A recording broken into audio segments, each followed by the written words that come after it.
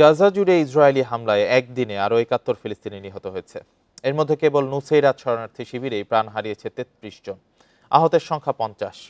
একে বর্বর ও জঘন্য গণহত্যা অভিহিত করেছে গাজার মিডিয়া বিভাগ। এছাড়া কামাল আদওয়ান হাসপাতালের কর্মরত শীর্ষ চিকিৎসক সাইদ জাউদাকে হত্যা করেছে আইডিএফ। গাজায় যুদ্ধবিরতি ও জিম্মি মুক্তির চুক্তি সন্নিকটে বলে জানিয়েছেন মার্কিন জাতীয় নিরাপত্তা উপদেষ্টা জেক সুলিভান। বৃহস্পতিবার জেরুজালেমে ইসরায়েলি প্রধানমন্ত্রীর সঙ্গে বৈঠক শেষে কথা বলেন তিনি।